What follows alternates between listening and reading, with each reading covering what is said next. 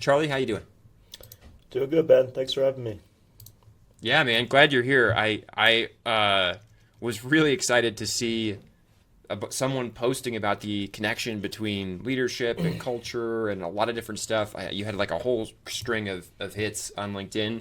I don't know, a few weeks ago or so.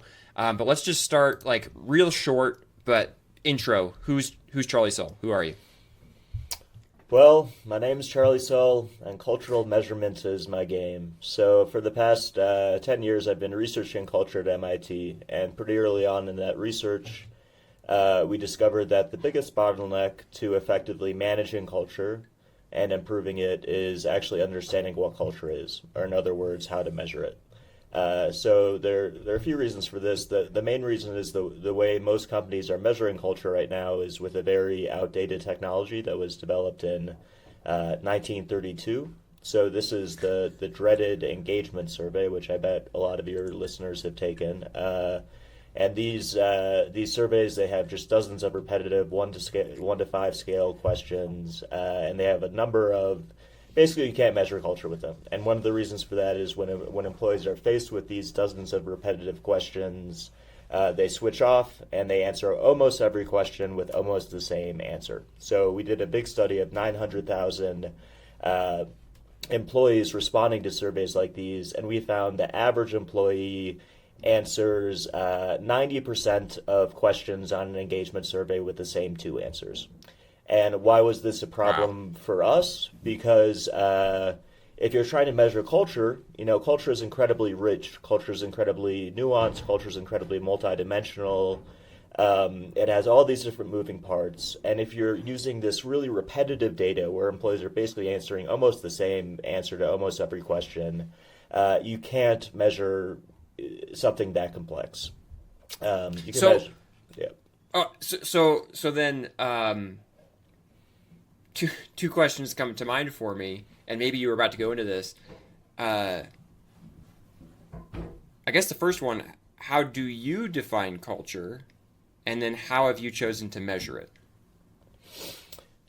Yeah, so we think of culture as a company's operating system. So how people tend to think of culture, at least in HR, not so much in the academic world, but at least in HR, is culture is kind of the employee experience. If you have happy employees, you have a strong culture. If you have unhappy employees, you have a weak culture. And then culture becomes things like, programs to give Dunkin' Donuts gift cards to your fellow Yeah. employees and ping pong tables and all that stuff. So that's not how we think of it. We think of culture as a company's operating system that's governing thousands and thousands of important decisions in the company. And this encompasses the employee experience. So, for instance, an algorithm that would govern the employee experience is something like if my direct report does a bad job on a project, is it okay to kind of lose my temper and yell at him, okay, or not?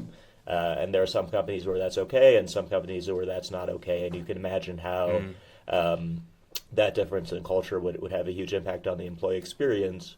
But culture governs so much more than that. Even things that employees don't really care about too much, or at least doesn't impact their satisfaction too much. So things like innovation or agility. So, for instance, another algorithm that culture governs is, say I'm a distributed manager in Sweden, and I notice there's a changing market condition in Sweden. So the question is, do I respond proactively to that changing market condition and take ownership for it and address the problem myself?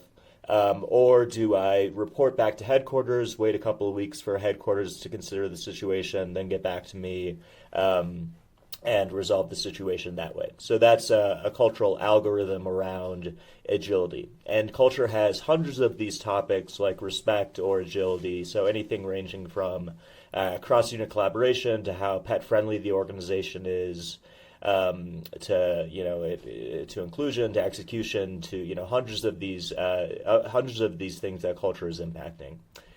And so the punchline is it's really multidimensional. It's really rich. It has a million different things going on.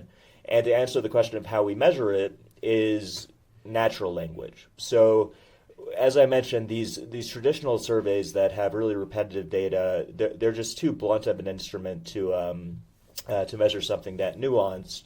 You know, the technology is 100 years old, but natural language is a sophisticated enough tool to measure all of the complexity and multidimensionality of culture. So how we do it is pretty simple. We just listen to what employees actually say.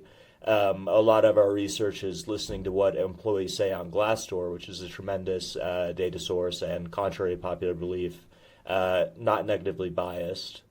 Interesting.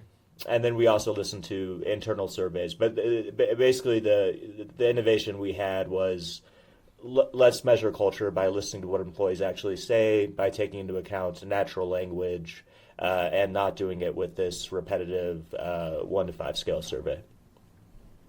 Got it. Okay.